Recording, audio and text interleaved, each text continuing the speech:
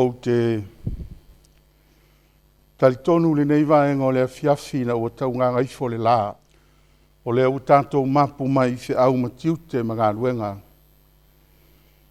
Sa au tō ulu fafo, ma au tō whenga iai, e tusa o le nei aso ma le malama ua tuana i atu.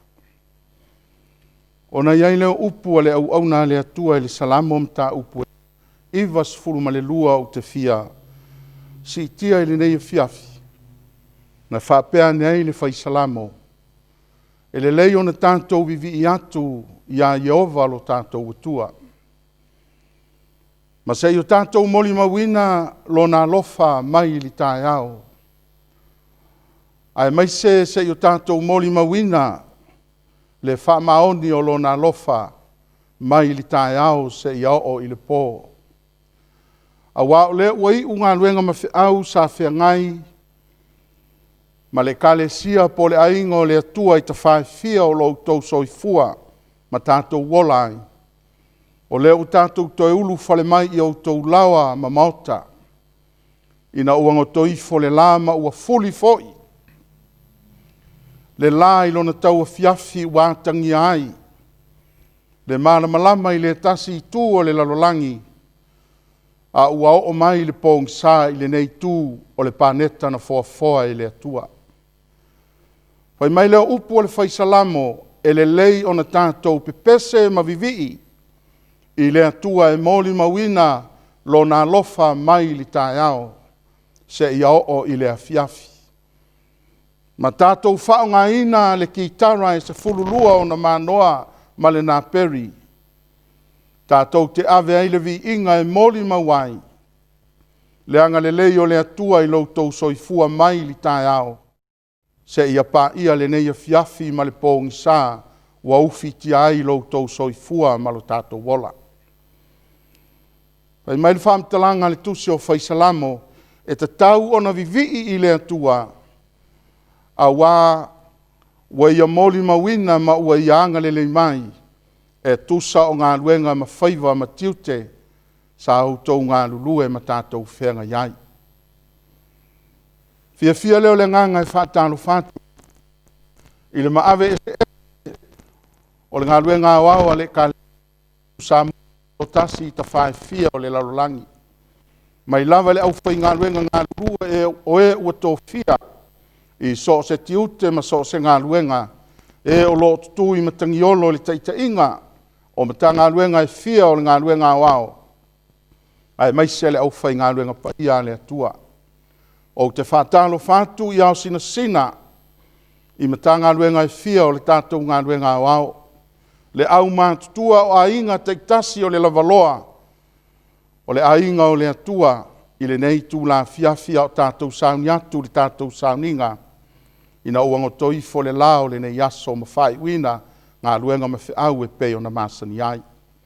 Whātalo whātu i lau sunga le teita i au au tā lofa Pastor Willie ia mai se le whaletua ia tiana o lo o lua tutu i matangiolo e tusa o le teita inga o le ngā luenga le atua ua wala au inai lo lua soifua.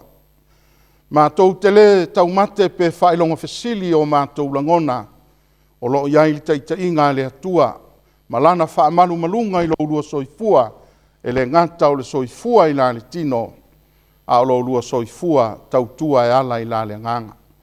Whawheiloa isu i mamalu al komiti o e u tō fia al komiti au au i au tau whaiva ma au tau tiute alo filima a wālawa le taita inga o le ngā ruenga ma le whaafoina o le nei ngā ruenga i le lalolangi atoa.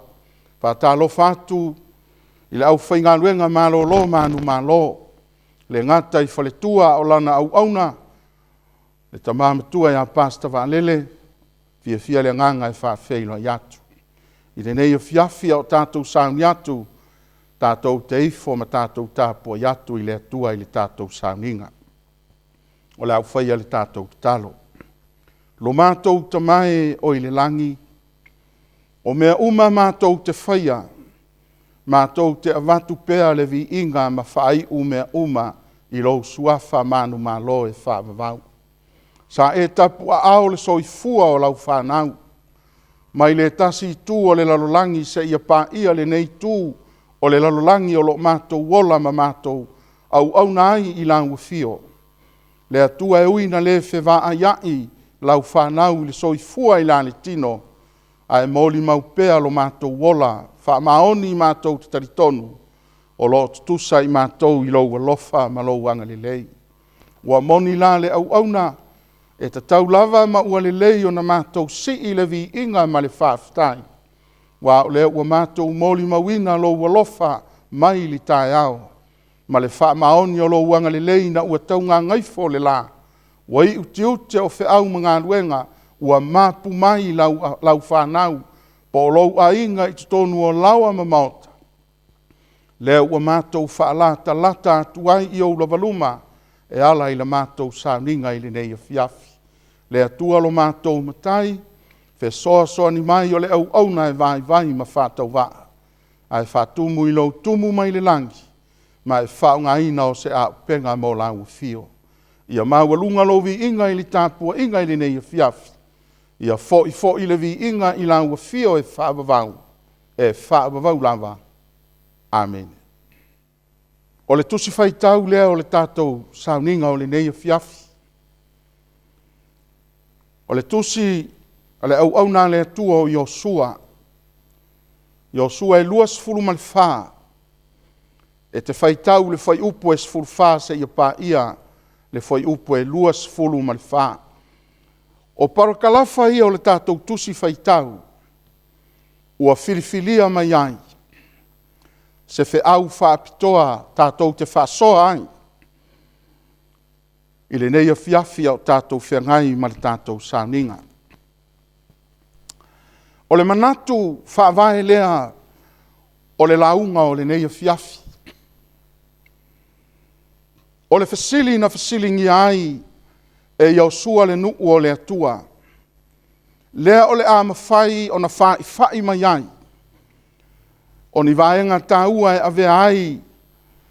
Lea fasili na fasilingi ai e Iosua le nuu o le atua. E maua mai ai se manatu au o le launga. O le whai upo e sfulu lima. O loo iai le fasili na fasilingi ai. E Iosua le nuu o le atua. I nā fili ia o Ou Tau le asonei. Vaenga mua po le ei. Po o ai tau te au na iai. Po o atua sa au na iai o tau tamā.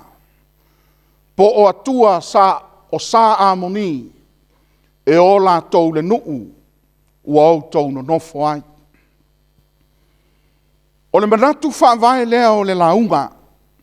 Ma le whiau filifilia o le nei Afiafi. O le amawhai o na whaasoa atuai. I lau whaafonga anga. Ma lau sila mai li tātou sauninga I le nei Afiafi. O le luitau po o le filifilinga o le loto. O le luitau lea na lui ai. E Iosua le nuu o le atua. O le manaonga o le luitau. Le ua fesilingia ai e Iosua le filifilinga I loto ma whaamoemoenga o le nuu. Vaenga mua po o whea e te tau o na filifili ai. Po o whea le me te tau o na filifili ai. Pe filifili mo le atua. Pe filifili I atua. Sa au na iai. O lātou tamai le ngata a o iai to tonu o ai kupito. A o lea ua tau nuu ma ua lepa nei. Le fua po le nuu o le atua. I ele o sa amoni. O na fasilingia lea e Iosua le filifilinga e whai malu I tau. I loto o le whanau le atua. Po o whea e te tau o na filifili ai. O lona lua. E te tau o na mautu le filifilinga. E fia I loa Iosua o lo tu I matangi olo. Po o le asa filifilinga I loto ma whaamoemoe. Pe filifili mo le atua. Pe filifili e ifo pea I atua ese. Ma tupua sa au na iai o lātou tamā. A ua mana o nei le au na le atua. e fasilingia le nuu o le atua. Po fea te tau ona iai se filifilinga mautu. O lona tolu, ua le tau tala i o sua mo stangata e tō tasi. A ua fasilingia le nuu o le atua mo se filifilinga mautu ma mausali. O lona winga, o le fasili e sa ili ai, po fea o iai le tō whā le nuu. Po fea o iai le avei se i te tala mai. Ina ia i loa i o sua, le olo tū i matangi olo.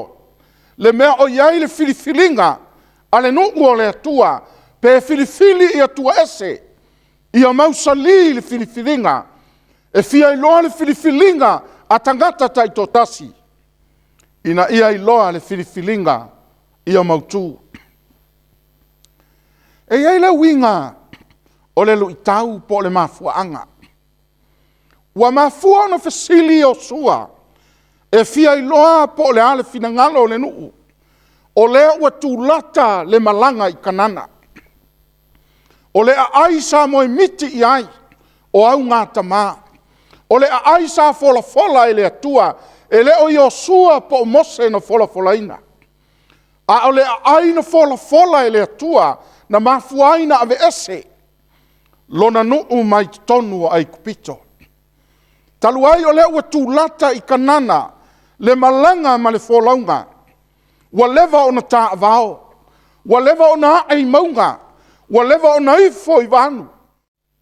A wa tatau o na iloa, po fei ai le filifilinga mautu. Ai sa awa le ua tūlata i kanana, e le mawhai na urufale, le malanga le nuu o le atua, e le mawhai na malanga, ma ave ni tupua ai sa, e le urufale i totonu o kanana, o le ata o kanana whaale langi, e le urufale iai, o se tasi mani tupua. Fai upo e sfulu iwa o le tātou tusi fai tau. Fai mai o sua a fai e tu ua tupua, pe a fai e le mawhai o na ave ese, ma la fai. A o alu na malanga o se anga sala e le mawhai na whaamangaloina. E le mawhai na whaamangalo e le atua, le anga sala e tupu pea, e tupu pea. Te maua le tusi o iuta e tele i la tau, na whaamoe moe ulu fale i kanana. Ai na fola i le ala, ma whaumatia i le ala, o le mafuanga. Tele i la tau sa ifo i tupua. Ma fia i le anga sala, a le ua tūlata le malanga, wai loe o sua, e le mawhaina whaulu fale le atua. Pe a whai e le mawhaina la whai le anga sala. Pe a le tu ua tupua, o tupua na au na iai o lātou tamai ai kupito. A o le ua vaaia i o sua, o le lava e wha tupu teleina, le ifo i tupua, ma le au na i tupua, le ua au mai ai le fasili, fili le asonei, po o ai e au na iai. A whai o le atua, foi i le atua, a whai o atua sa au na iai tamā, po o atua o sa amoni. Wa te tau na fili le filifilinga e tū mau. E whainga tā, aisea, a le la fua i tupua, o le mafua anga lea, e alaina whaatinga ina e le atua, le nuu a o malanga, ma whālau i lunga o le ala. E le ngata e whaatinga ina, ai whaumatia e le atua, so se tasi, sa fia i tupua, sa le aisa whātua, fia i le angsala, fia i le tuina nau, e le mawhaina tau nuu i kanana, aisea, na whaumatia e le atua i le ala. Manatu lea ua whaavai ai le whiau, aisea. Le kale sia le atua mai le tasi tulu inga, se ia pā ia ele mai isi tulu inga o le lalolangi, o lo o iai le ngā luenga le atua, o tātou iai se taimia o tātou wholau, o le ua tūlata le malanga i kanana, o le ata o le aipa ia, le whaamoemoenga i le ola e whaavavau, a ua fasilingia, lau tō whaa, se i tala mai, o la tātou avei, pe mata o whea o iai le tātou whiriwhiringa. Po whiriwhiri mo le atua, pe whiriwhiri pe i tupua, o mea sa masani mai ai. Tō silfia ana na tele ila tau sa ifo I tupua o le nuu o le atua, e iai whanau ma tūpulanga, sa whanau mai tonu ai kupito. Whanau mai ma wa ai e masani le angsala, ua whainga tā aina ave ese, le lava ua malanga, ma tu ua ele ai kupito, a eva aia pea ua uma mose, tūla I mai o sua, eva aia pea. O lo whatupu teleina pea le ifo I tupua, ma le fia I le angsala. Ma pena le asoa o tātou folau. Le ainga o le atua o tātou folau, e whainga tā o na tātou momotu ese, o mea sa tātou masani mai ai sea, tātou tele I ola mai to tonu o le upumoni. Le ala le ua whainga tā ai, o na ave ese. A o le ua tū lata nei le malanga I kanana, wa le o toi umi sa taimi, wa tātou wa ai mea tutupu, wa I mai le atua o whaailonga, o mea tā pena ai tātou o le so, a tātou tū lata I le wha moe moe, le ua whasilingia, le tō wha ma le awei se I tala mai. Pe tātou te ifo pea I tupua o mea sa masani mai ai. O mea ese le whainga tāo na tātou wawe ese, taluai o mea ua tātou wola ma tutupu mai ai. Pei taina ua tātou whalongo I le whiaua le atua, ma tātou fili ai. Leo tātou wholau le malanga leo toi mamao. A o le whasili leo ua whasilingi ai. E le mawhaina tini le wha moe moe. Pe a le la wha I tupua. E le mawhaina na tātou wola, ma tu tupua e, ma le wha moe moenga, e ulu whale I kanana, le hato le Jerusalem fau. Pe a le la wha I le angsala. E whaatinga ina I le atua, mele na leina whaatinga ina I le atua. Lona nuua o malanga, ma whōlaua ngā I kanana. O na olai ai le wha moe moe fia uru whale I kanana, a he le mawhaina ave ese le angsala. Fia I le angsala, fia I tupua. Taluaina ola mai tutonu ai kupito ua masani ai, a ole ua anga le malanga. Fisilingia I Osua, ina ia iai le filifilinga mautu. O le whiaua I Osua, o le whiaua o le whaamanatu. Nā filifilia au tau o Iova, e au na ia teia, na au tau filifilia. I Saraelu o le nuu filifilia. Na filifilia au na I le atua, o lo lātou atua o Iova. Whai Iova mau lātou atua. E au na iai. Whai meile upo I Osua, o moli mau o tau ia teia. Filifilia moli mau. E moli mau Yesu Keriso, e moli mau le whaolatanga, e moli mau le tala le lei le upumoni. Pa whena moli mau. E moli mau I le ola e whaapa I aina. Talua ia pa ia le atua le au na iai Israelu. Ai moli mau. O tau o moli mau. Na filifili o tau. Tau te au na ia Iova. Au na whapewhea. Moli mau le ola e whaapa I aina. Soifua ua tu inatu I le atua.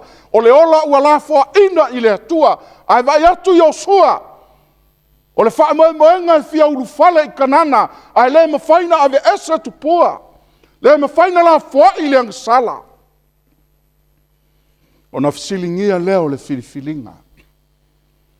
E me le upo Iosua o moli mau o tou. Moli mau le upumoni. Le upumoni I atiai, le upumoni I a Yesu Keriso. O Yesu e whaola I nai. Moli mau I la na fionga. Le afionga le atua e whaapa ia I nai. Moli maule na tūla fono. O le tūla fono o le whaavai o le malo le langi. O le whaavai lea e whaamasino I nai. So stangata so I fua ai panga. E le mawhai le nuu o le atua. O na lato wola. Le kalesia le atua. O tātou o moli mau. O le kalesia so fitu sa moa tu to tasi. O le kalesia na fili mai le langi. Ma fuanga le alainu whaasanga tau iai. Au o le pong sa. Ai sea. Le ese le mea na fili ai, na fili e moli mau le upu moni.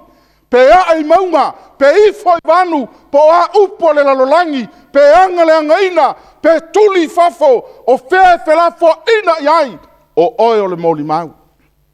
E te moli mau le upu moni. Moli mau iai Yesu Keriso. Moli mau le fionga le atua o le whaavae lea, o lona malo malana e kalesia. Moli mau le tula fono. Le tula fono ua finau ai le lalolangi, ma vevesi ai malo, ma vevesi ai tai o le atonuu, ma vevesi ai lotu ma tapua inga SS. Ai fai mai le upu a Yosua, Israelu. Na e filifilia Jehova, te au na iai. A o oe o le moli mau. E moli mau le upu moni. A pena le vana aua le atua i le kalesia le atua. Mai Amerika e pa ia i Samoa, o oe o le kalesia na filifilia, e te tū le toi taimi whaiu, po oa upu o tangata, e te moli mau pea le upu moni. Ai whaalia i lau soifua, o le ola e whapa iaina. Moli mau le upu moni. Tala le lei ia Yesu Keriso, tātou te moli mau. Pafonga le upu a Yosua. O Jehova lo tātou atua, wa ia ave ina e i tātou nei ai kupito. Ma fuanga le peno whai atu, o le whaamanatu lea a Yosua ia Israelu. Whaamanatu iai, leo langa polonga sa iai. Leo langa sa ifo i tupua. Leo langa sa fia li tu inanau. Femele upu a Yosua, Israelu, o Jehova lo tātou atua, na ia ave ina e i tātou, nei ai kupito. E leo le malosi o Mose, e leo se atamai o Yosua, a sa iaile a au Jehova. Ina uala fuai, ele o ai kupito, sava ai i kariota farao mana au. Ba ai atu i luma o le sami ula.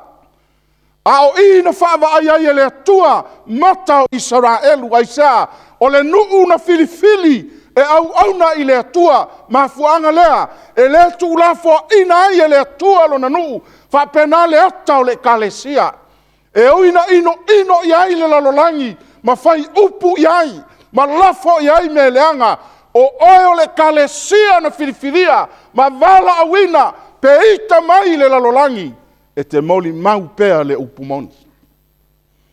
Ma e manatu i le mea, na ave ina e ai i tātou e le atua. Le ata na au mai ai e le atua, Israelu mai ai kupito. Tele mea ua whaia e le atua i lana e kalesia, tātou te toto manatu. E mulinga mea na whaia e le atua ia ai kupito, i mea ua whaava ai e le atua, o au fofonga ma o tātou mata, i lana taita inga, le ita o le lalolangi, o me leanga e lafo mai. Ai le mawhai e le atua na tu lafo ina aisea, o ia na ia ave ina e i tātou. Na ia whaia i o tātou luma o whailonga te tele. O mea na ai ia i mata o ai kupito. Le kalesia aso fitu sa moa tu totasi, walata mai le aso le asina mio le lalolangi, ma vaava ai mata hafe.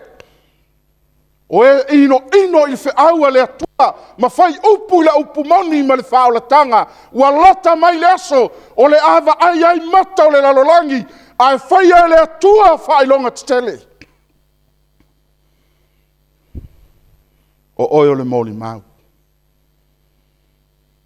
Lono tolu, na ia leo i tātou le ala, na tātou ui mai ai. Manuu sa tātou ui mai ai. Tau si fia le whaingo fia leo mai o Israelu mai ai kupito a ngā i kanana. Le ua mapu mai i ele o Amoni. Ai le whaingo fia le savalinga sa sauai. Sa ui pua ngā, sa tau le taua i le au ma le po. Tele tangata na oti le ala ma whano i le ala ai sea, sa whaasanga tau i ai. au o le fili ma au o le pong sa. Whapena le so le sa valinga a le kalesia o lo moli mau le upumoni ma le tala le lei. Ai le tu ula fo ina e le atua i tātou. Aisea, e te vai ai mata vaenga lono tolu. E le ngata sa tātou ui mai ai, ma nuu sa tātou ui mai ai. Sa leo Iova i tātou, a o awha inga tā ma whawhita uli, le a inga o le atua, o le vanu le nā, o toftofonga e toftofo i nai le kalesia.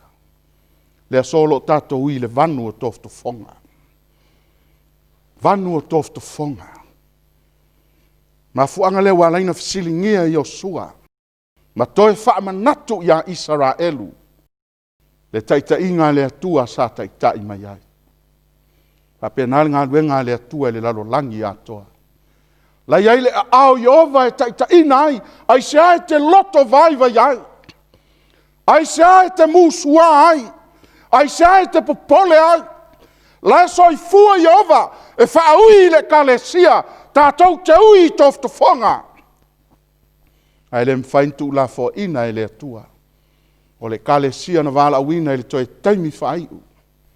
E moli mau le toi tu la. Ma le toi taimi o le pāneta le nei. Pai upo es fulu lima. Ese le tāua o le vaenga lea le kalesia. O le filifilinga i Osua. Ma i Osua i nā filia o Ou le asonei. O i o lo whaamatala ai le filifilinga o le taimi. Le kalesia o le filifilinga o le taimi.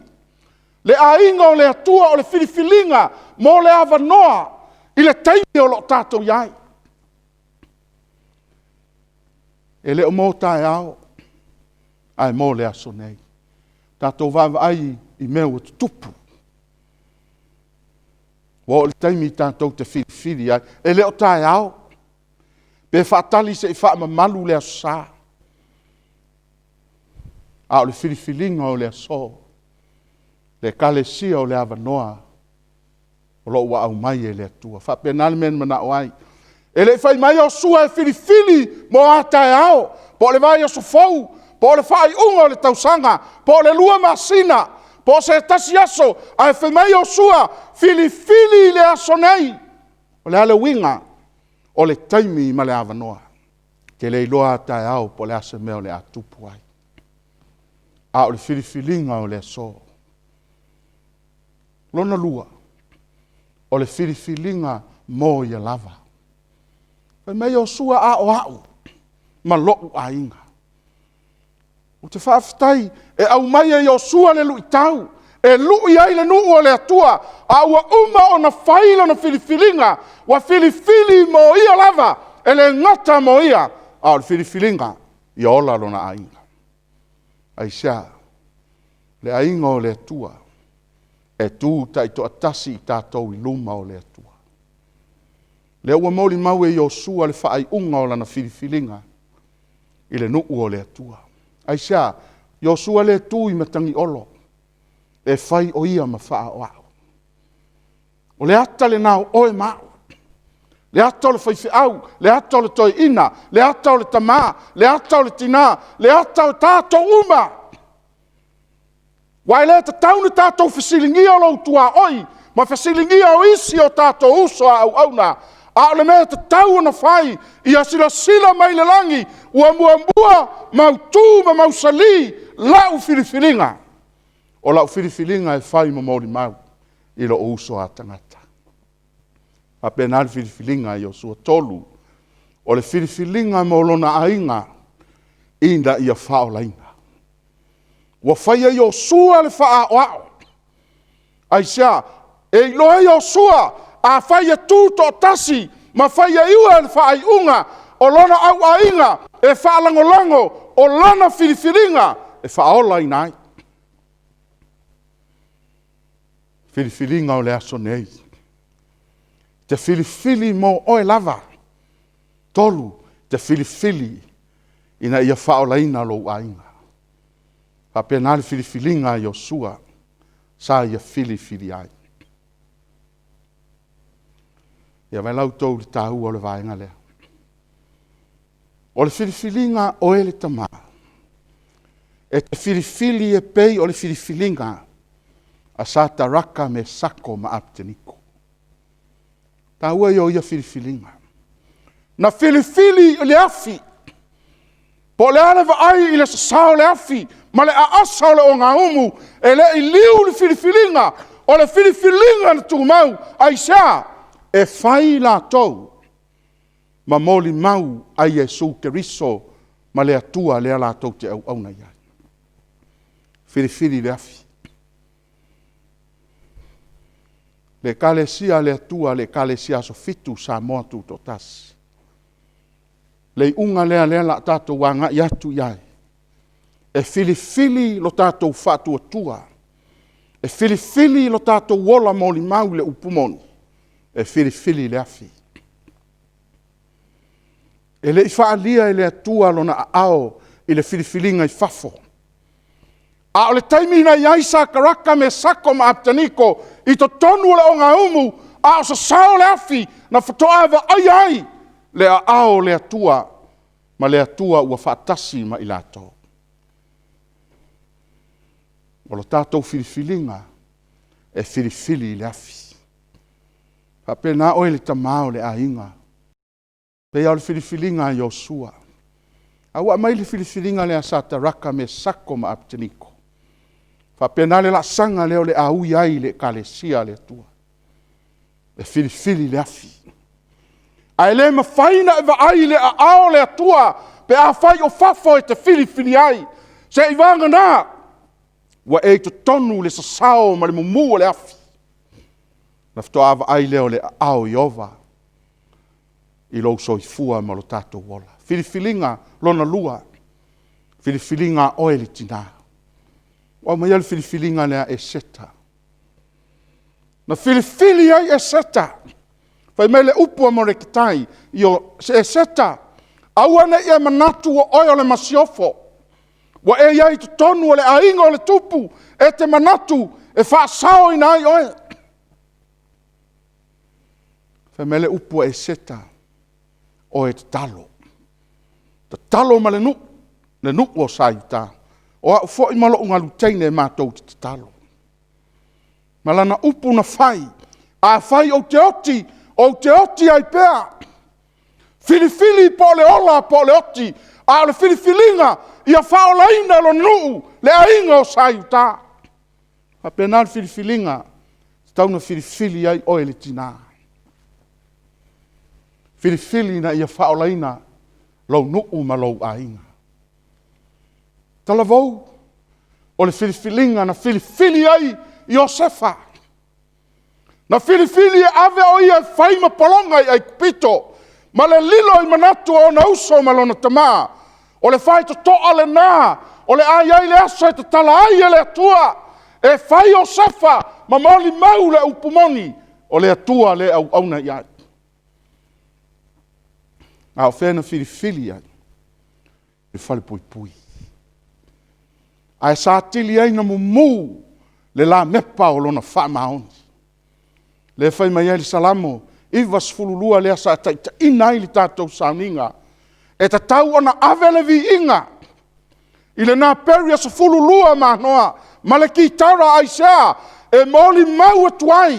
Le alofa o le atua malona Fuimaoni, ma ili tae ao ana leila, se ia pā ia le nei Afiafi, a o la fo ia mai a tātou le pōngsa, tātou te moli mau atuai. Le atua lea tātou te au auna ia. Au auna ia Iosefa. Filifilinga le nā oe le talavou. Te filifili po o a whaingatā. Po o a whawhita uli. Pe a e maunga pe i fo i vanu. O a wha o sosonga. O le ala wha i lafi o le tuina nau. O a wha fia fianga o le lalolangi. E te filifili. E te moli mau mo Yesu le upumoni. Pe o le filifilinga Iosefa. Sa filifili tu tonu o le whale pui pui. E le i liu lona ola e Fuimaono. Le kalesia le atua. O le filifilinga o te mana o e whaai uai le whiau o le nei Afiafi. O le filifilinga le langi. Na filifili ai le ai ngā tua i le langi. O le a liu tino tangata le lokou. Le fafonga fitalai o le langi. Sa ili ai le langi atoa. Sei ai uina tasi le filifilinga.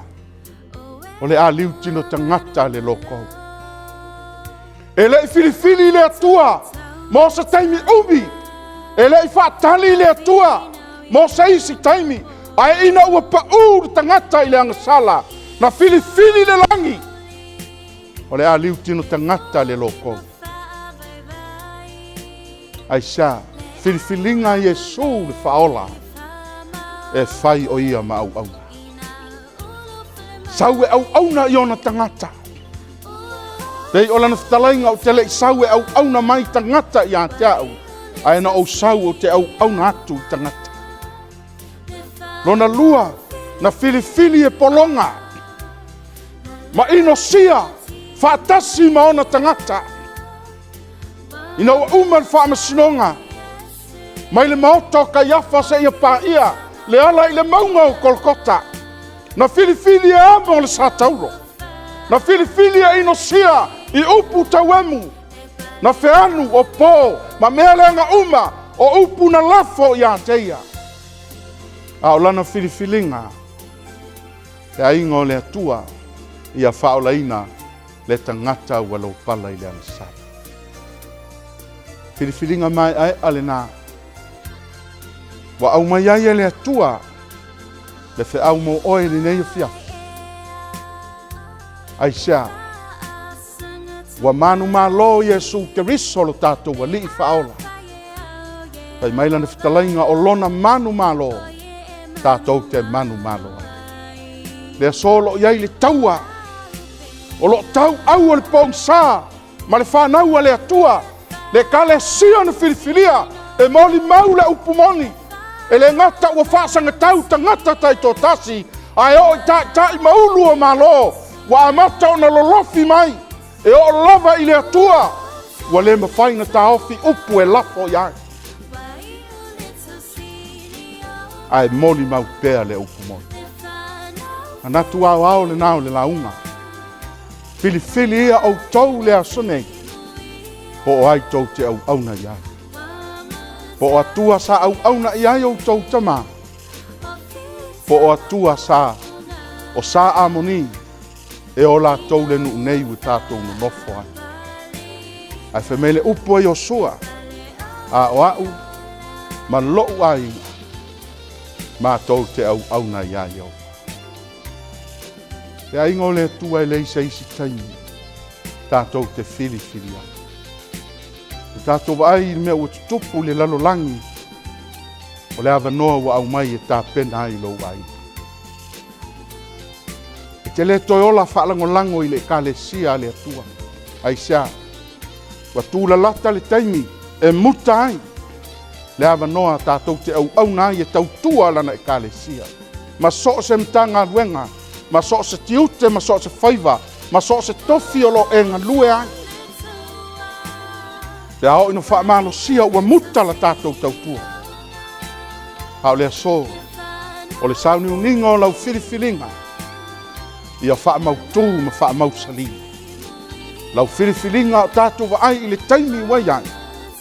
A whai o a tae ao. Po o a lua po o le poa nā nei. I le mawhai e o na tātou whapeifo mai o sua. A o a nei ma lou ai. Ma tau te au auna ia Jehova. Amen. O lau whai le tātou te talo. Ro mātou te mai o i le langi. Ua mai ale whi au sa e au mai e wha leo me fola fola. E le ngata i lau e ka le sia au au e le lalolangi. A o mātou te ngata taito tasi. A o mātou wa ai le savali o le taimi. Ma le televave o le itu la ua mātou iai. Nei mea uma o lo la unga mai. Ua mātou tū lata i le ola i le o toi mamau. Talo le ila ua fio. Wha mausali loto ma wha moe moenga. O fina ngalo.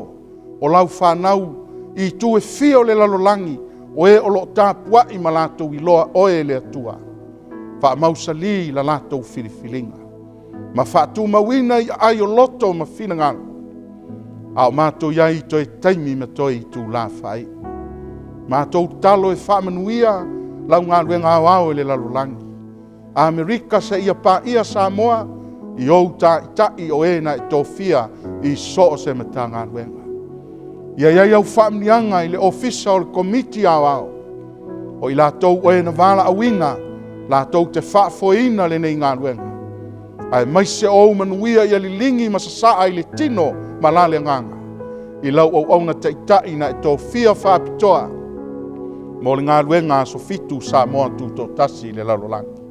Whātamau ainga lau ka le sia mau tangata. E le ngata I le tamau ainga I le tino. A mātou iai taimi sili na whaingita. A mātou tautua pēr ma au na I lau ngā ruenga. Ai sili na whātamau ainga lau whanau whiriwhiria. I le tamau ainga I la le nganga e whātupu ai le malos. Ma whātu mawina o mātou loto I le whāmoe. Se I au I le aso e te whaali mai ai. Whāmanuia I mātou uma I le nei Afiafi. Wa mātou wala au whaamangalo ni o mātou se. E ala ia Yesu lo mātou wali I malo mātou whaola. Wa mātou talo atu ai. Amen.